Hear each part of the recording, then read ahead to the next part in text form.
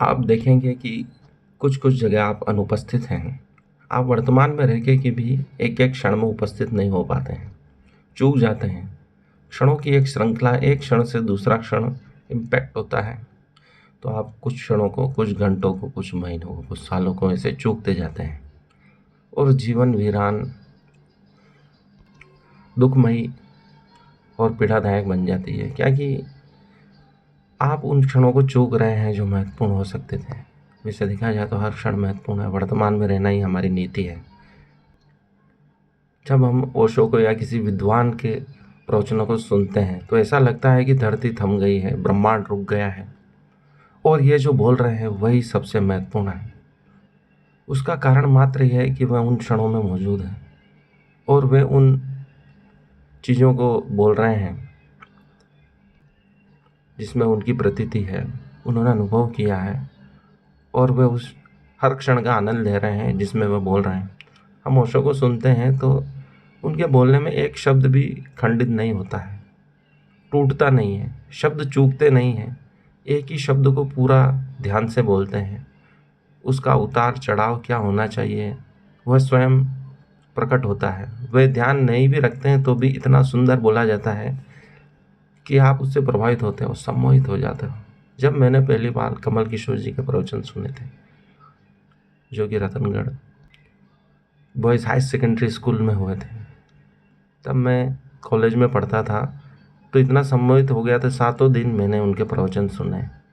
उस समय ऐसा लगता था कि यह इनके प्रवचन के सिवा इस पृथ्वी पर कोई ज़्यादा महत्वपूर्ण चीज़ नहीं है, क्योंकि वह उन क्षणों में मौजूद थे। भक्ति की धारा उनके शब्दों से प्रवाहित हो रही थी। ऐसा इसलिए होता है क्योंकि वह उस समय ब्रह्मांड का सबसे महत्वपूर्ण कार्य कर रहे थे और हमें भी एहसास दिला देते थे कि यह है, आप जो कथा श्रवण कर रहे हो इस पृथ्वी की, इस ब्रह्मांड की सबसे महत्वपूर्ण चीज़ है। और इस समय उस चीज़ से बढ़कर, इस सुनने से बढ़कर, इस कथा श्रवण से बढ़कर इस पृथ्वी पर और कोई चीज़ हो ही नहीं सकती है।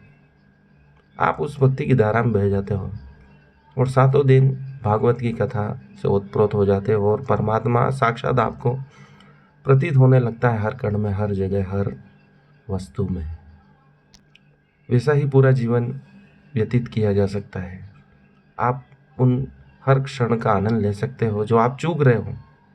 बहुत सी बार ऐसा होता है कि आप बातों को सुनते हो सामने वाले की, लेकिन वापस पूछते हो क्योंकि आप सुन ही नहीं रहे हो उसको, चूक रहे हो उसकी बातों को और वो कोई महत्वपूर्ण बात कह दे देता है तो आप वापस पूछते हो उससे। यही जीवन का सार है, यही जीवन चलता रहे। हम बहुत सारी महत्वपूर्ण चीज़ों से, घटनाओं से चूकते हैं। भगवान राम भी पृथ्वी पर आकर चले गए, लेकिन बहुत सारे लोग चूक गए। इसलिए कथा कही गई है, क्योंकि लोग चूकते जा रहे हैं और उस कथा का बार बार स्मरण कराया जा रहा है कि आप उन महत्वपूर्ण क्षणों को ना चूकें। उन्होंने जो एक एक क्षण महत्वपूर्ण जिया था, आप उसको सुने, अपने जीवन में उतारे, उससे शिक्षा लें। कृष्ण जो जीवन जी के गए हैं, कितने लोगों ने देखा, कितने लोग समझे। उनको भगवान समझने वाले मात्र 6-7 लोग थे उस समय पृथ्वी पर, और गोपियों ने उनको समझा तो कुछ सैकड़ों में ही संख्या थी उस समय भी जानने वालों की।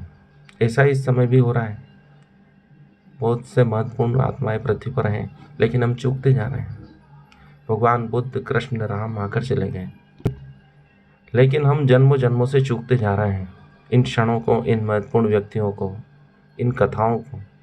इसलिए ये कथाएं हमें बार बार स्मरण दिलाती हैं कि हम उन घटनाओं को, कथाओं को, उन प्रसंगों को, उन क्षणों को न चूकें जो भगवान जी कर चले गए हैं, और हम भी जो जी रहे हैं उन क्षणों को महत्वपूर्ण समझकर जीते जाएं और उसका आनंद लें।